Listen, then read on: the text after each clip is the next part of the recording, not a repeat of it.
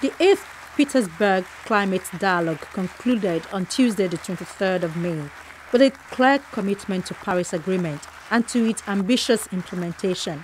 To respond immediately. The key topic at this year's meeting was the preparation for the climate conference, also known as Pt3, which will take place in November in Bonn under the presidency of Fiji. Now, what we are envisaging is that we can make headway in Bonn to such an extent that it will be possible for the necessary decisions to be taken at the COP 2018 in Poland.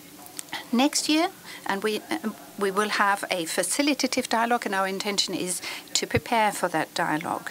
The purpose of this dialogue being to review our ambitions and objectives.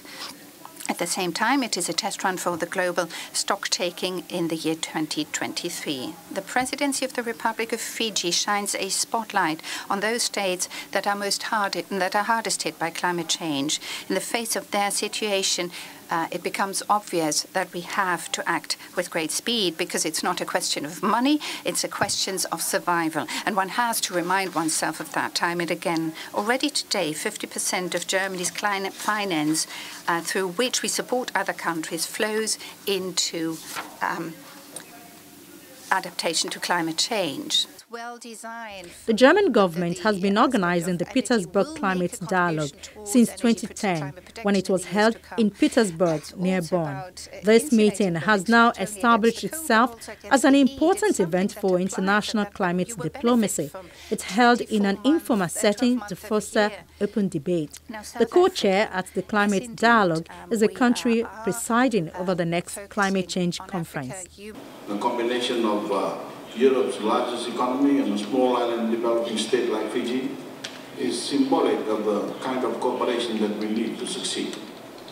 It is a partnership rooted in the firm belief of both our nations that the fates of the developed and developing world are interconnected.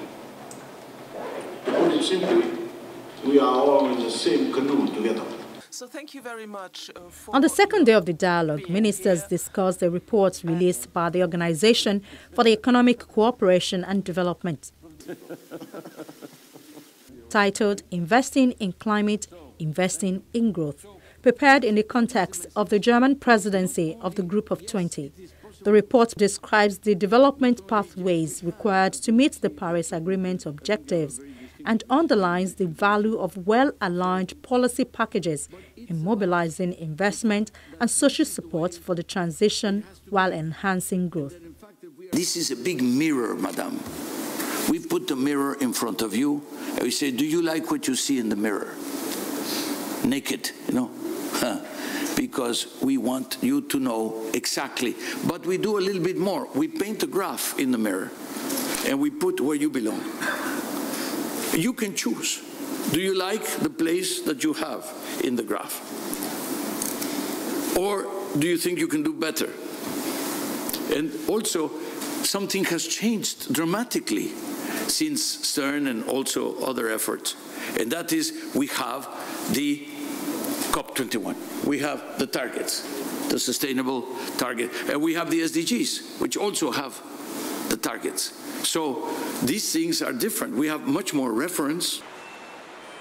It has been argued that countries must drastically reduce their emission targets, and Germany in particular must shut down more than half of its coal-fired power generation capacity by 2030, in line with carbon targets.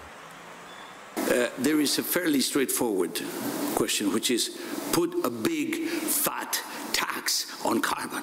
Okay? This is very scientific, which I've just said. You know?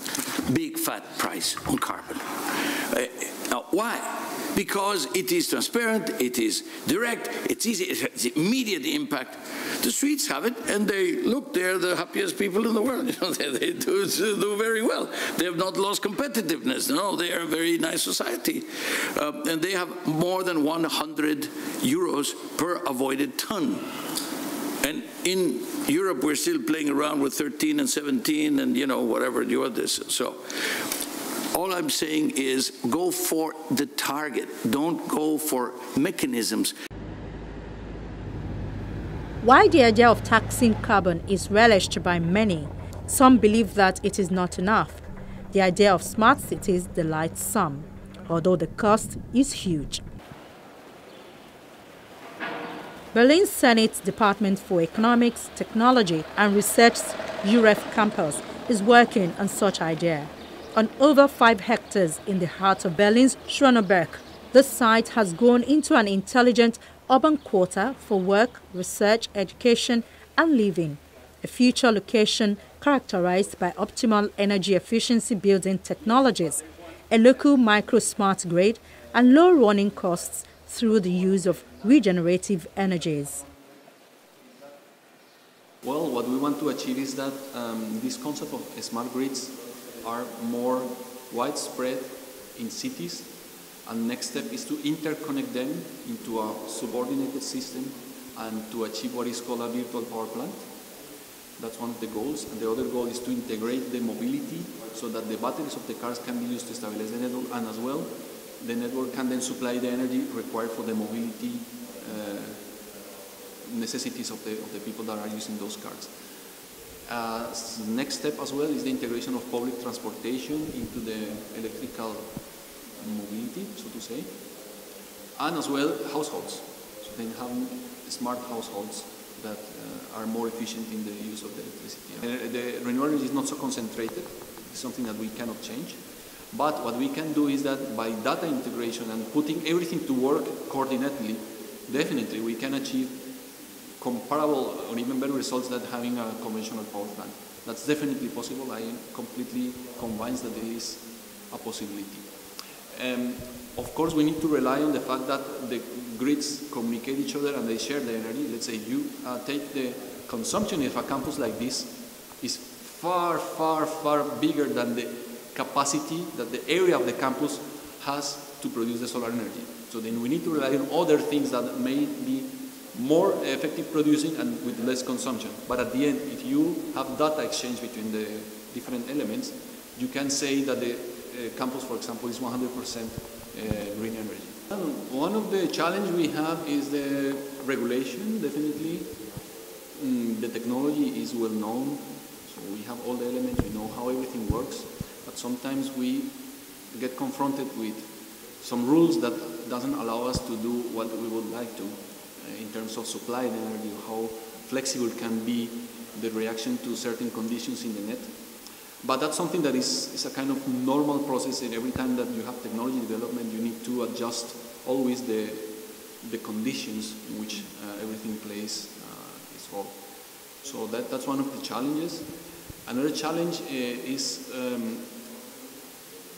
the change in the habits of the people. I mean, we are now trying to move away from owning a car to share a car and to use a different way when you have to charge your car, not go to the petrol station, but have it park here and receive the power via cable, fill your battery.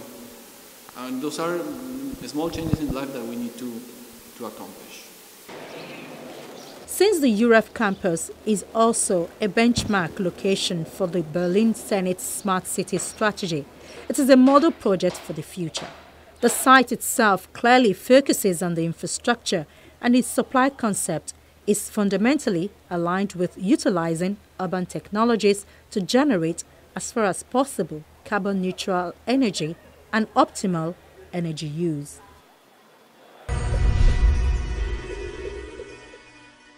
Many say Germany has the resources to make the energy transition work, but the will.